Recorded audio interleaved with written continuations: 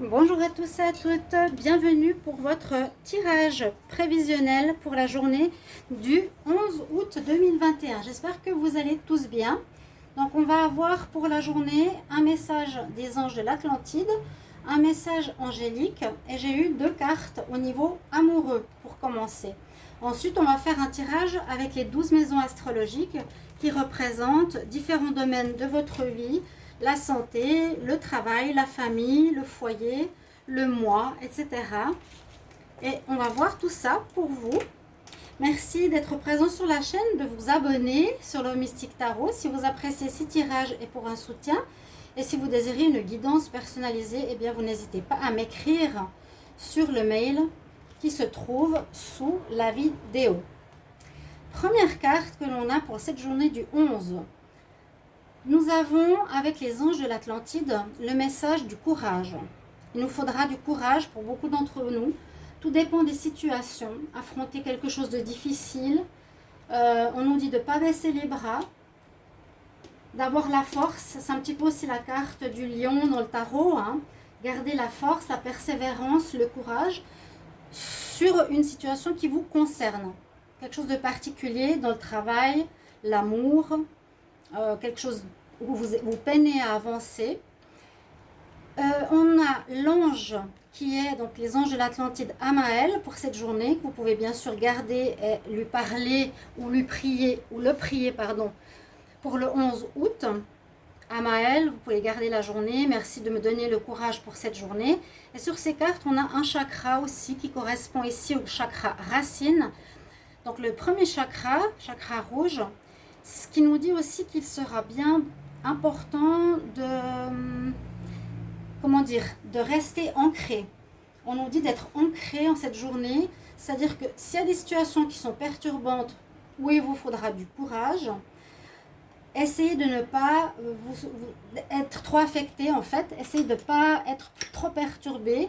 Donc c'est comme l'arbre qui est en fait balancé par la tempête, il tient bon parce qu'il est bien enraciné. Voilà, c'est ce que j'aimerais vous exprimer avec cette carte et ce chakra-là. Le message angélique, alors que j'ai pour ce 11, on a Peaceful Resolution. Donc c'est vrai que ça concerne, on dirait, peut-être des problèmes ou des blocages ou quelque chose de difficile. Il faudra, ou on vous conseille, avec le message des anges, d'être dans une résolution, de trouver des solutions pacifiques qui arrangent les deux parties. Donc c'est un conflit, c'est pas chacun se bagarre des deux côtés. Essayons de trouver une résolution, une solution qui donne égalité aux deux personnes. En tout cas, les résoudre dans la paix. Pour l'amour, vous avez de la chance, vous avez deux cartes qui sont sorties. Une qui est tombée et une que j'ai choisie, donc en mélangeant, demandant pour le 11. On a l'admirateur secret. Une personne ressent des sentiments très profonds pour toi qu'il n'a encore jamais avoué. Donc, vous verrez comment ça résonne pour vous. Bien sûr, ça peut parler comme pas. Pour certains, ça peut parler au niveau des cartes ici et d'autres au niveau de l'amour. Donc, une personne qui ressent des sentiments qu'il ne vous a pas encore avoués autour de vous. À réfléchir qui ça pourrait être. Et l'autre message. Amour, soyez l'un avec l'autre tout en vous offrant toujours un espace de liberté. L'amour ne réclame jamais, n'autorise pas, mais il donne. N'autorise pas, ça ne se réclame pas. Voilà, on ne force personne au niveau sentimental. En vous offrant toujours un espace de liberté. J'espère que ça vous parle. On va commencer par la maison 1, qui est la maison du moi, du comportement, de notre ego, de notre vitalité par rapport à la journée du 11. Alors, on sera beaucoup dans la conscience ici, on sera beaucoup dans l'écoute de notre intuition et c'est important. Là, c'est l'écoute des messages spirituels, c'est l'ouverture de notre troisième œil qui est là. Le Bouddha, il est conscient de ce qui se passe, il est calme, il écoute sa petite voix intérieure. C'est ce qu'on nous dit pour demain. Soyez dans la conscience, le calme et l'écoute de votre intuition. au lieu d'être dans la rage, la colère ou autre, vraiment dans une espèce de calme personnel. La carte que j'ai pour l'argent, l'argent gagné de son travail, l'argent gagné de ses propres biens, etc., de ce qu'on fait de nos mains ou autre, on a les possibilités. S'il y a un problème d'argent, ici, c'est la situation, c'est l'aigle qui regarde de haut. Elle veut nous dire que pour peut-être améliorer vos finances, je crois qu'elle est déjà sortie cette semaine, observez de haut vos problèmes financiers s'il y en a, pour essayer de trouver des nouvelles solutions. Si vous êtes empêtré dans une problématique financière, vous êtes en bas, dedans, le marasme, vous ne verrez pas la situation dans son ensemble. On nous dit de prendre de la hauteur pour pouvoir trouver des solutions ou améliorer nos revenus. Intéressant aussi. La carte 3 qui nous parle de l'entourage, des frères et sœurs, etc. Alors, on a une carte un petit peu de, ici, laziness, de paresse. Pas trop de lien avec les frères et sœurs. Si vous demandez de l'aide à un entourage immédiat, il n'aura pas forcément envie de vous aider. Il sera un peu dans la paresse. D'accord? On voit que les personnes ne seront pas forcément à votre envie de vous aider en fait. Ils ne sont pas disponibles, ils sont flemmards, voilà, tout simplement.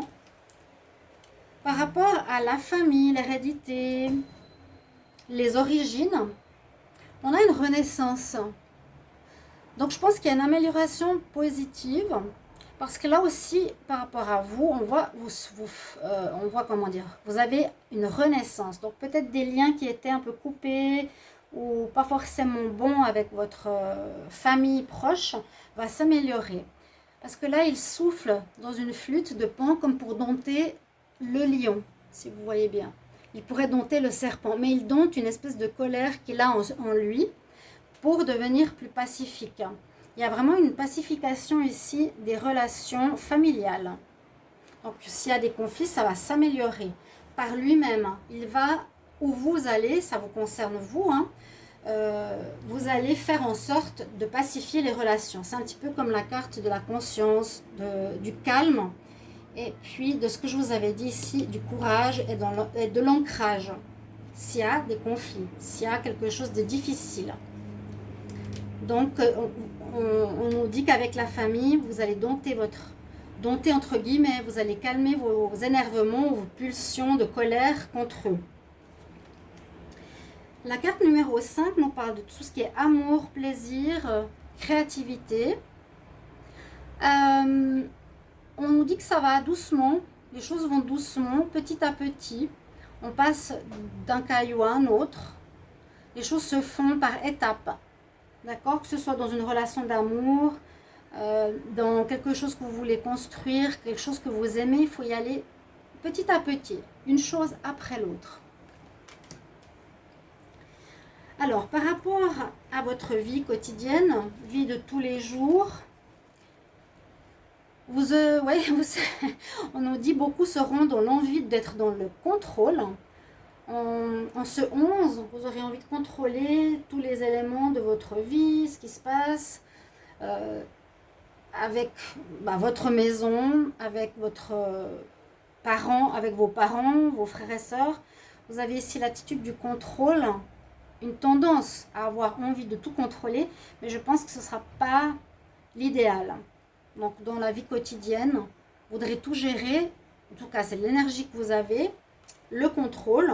C'est un peu l'empereur qui dirige, qui veut commander. Mais je dis, vous serez, disons que dans cette énergie-là, c'est peut-être pas la meilleure. L'énergie de tout vouloir contrôler, ça ne va pas forcément vous aider. En tout cas, vous avez une certaine tendance dans votre vie de demain, de la vie quotidienne, de vouloir contrôler les choses. Je fais ça, ensuite ça, ensuite ça. Peut-être essayer de lâcher prise un petit peu par rapport à ça. La maison numéro 7. Alors, par rapport à tout ce qui est union, mariage, lien avec autrui, il y a effectivement des soucis. Dans le partenariat, c'est vraiment la carte de l'union qu'on a par exemple dans le Petit Lenormand, le lien avec l'autre, donc le lien du mariage, le lien avec les collègues, le lien avec une association, un contrat. Il y a des colères, il y a des prises de tête. Oui, vous serez dans une situation qui vous fera envie de vous arracher les cheveux. C'est vraiment ça, hein. Donc c'est pour ça qu'on a cette carte du courage, visiblement. Donc peut-être dans votre couple ou dans un lien à autrui. Vous aurez vraiment l'envie de vous arracher les cheveux tellement ça vous énerve. Alors, pour la maison 8, elle nous parle de la maison de la transformation, de l'évolution, de crise, de mort, de procès, etc. De changement. Il y a un changement qui s'opère, qui pourrait s'opérer. On nous dit qu'il y a besoin de guérison, besoin de guérir de quelque chose, peut-être de colère, d'énervement, de contrôle, de courage. Il y a une situation un petit peu difficile qui se présente ici. Là, on voit les mains qui se posent pour faire un soin. On nous demande de vous poser, de faire du reiki, de travailler sur vos chakras.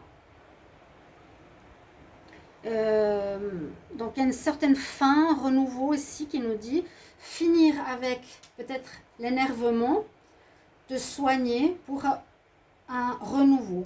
Et les chakras réapparaissent ici, comme je vous l'ai dit, avec le chakra rouge, qui est nécessaire d'être bien présent pour être bien ancré en une journée un petit peu turbulente, à ce que je vois. Donc on nous dit mort et renaissance, donc fin de conflit, donne-toi une guérison, fais-toi du reiki, trouve de la imposition des mains, travaille sur tes chakras. Ensuite, la maison 9, alors nous parle de voyage, de spiritualité, d'étranger. On a la comparaison, donc le tronc d'arbre qui se compare au tronc de bambou. Ce sera pas... Vous aurez tendance à vous comparer aux autres. Alors, soit vous pensez que l'autre c'est mieux que vous, qu'elle est plus évoluée que vous, ou d'autres ont plus de chance que vous, hein, par rapport par exemple à tout ce qui est voyage, étranger. Il y en a qui peuvent partir mais pas vous. Vous comparez alors que ça ne sert à rien. Vous aussi, même en étant un petit bambou, vous pouvez tout autant voyager que celui qui est le tronc. C'est une comparaison, hein, c'est un symbole bien sûr. Ne vous comparez pas, vous avez la même force, les mêmes possibilités au niveau spirituel, au niveau déplacement, au niveau étranger. Vous avez les mêmes possibilités. Ne vous comparez, ne faites pas de comparaison avec autrui. La maison 10 nous parle de la réussite sociale, du destin, comment vous êtes vu par autrui au niveau professionnel. C'est une bonne carte. On dit il y a une certaine renaissance, un épanouissement quand même. L'épanouissement, oui, la femme qui renaît de ses cendres sur ce lotus. Le lotus souvent épuise du négatif pour devenir une belle fleur. Donc on dirait qu'ici, votre réussite sociale, en tout cas demain, sera positive, comme si vous arriviez à sortir des difficultés que vous avez peut-être eues, donc avec l'environnement professionnel, et vous retrouvez un épanouissement. En tout cas, si ce n'est pas le cas, on vous le recommande. Je vous les mets à l'endroit, si vous les voyez. C'est des jolies cartes. Donc c'est le Chosen, hein, que j'utilise ici. Ensuite, on continue pour les amis, projets, les amis, soutien ou protection. Comment ils seront avec vous? C'est un petit peu comme la carte que je vous ai dit tout à l'heure. Il n'y aura pas beaucoup d'aide, hein. Quand je vous parlais des amis proches, frères, sœurs, ici c'est soit les soutiens, protection, l'amitié, hein, la solidarité, etc. On voit que les personnes autour de vous ne seront pas du tout présentes ou pas du tout aptes en cette journée à vous soutenir, à vous aider, à vous consoler, à vous soutenir. Non. Là, ils sont eux aussi dans une situation de déprime ou de mal-être. Donc, pas de soutien de la part des amis. Et pour terminer, on a la carte des ennemis, ennuis, épreuves. Et sur cette carte, sur ce domaine, pardon, la maison 12, j'ai tiré la carte de la joie. Donc c'est quand même positif. Ça veut dire qu'il est conseillé par rapport aux conflits, aux ennemis s'il y en a, aux épreuves s'il y en a, de trouver la joie en vous. Voilà, de dire ok, c'est comme ça, c'est une espèce d'acceptation et plutôt de sourire à la vie, de voir les choses autrement. On nous dit d'être dans la joie, dans le bonheur. En tout cas, essayer, parce qu'on ne peut pas changer les choses peut-être en un clin d'œil. C'est accepter et mettre de la joie à la place de la tristesse. Voilà mes chers amis, j'espère que ces tirages journaliers vous plaisent, vous plairont. Je continue sur cette ligne-là et je vous souhaite une belle journée du 15 août. À bientôt!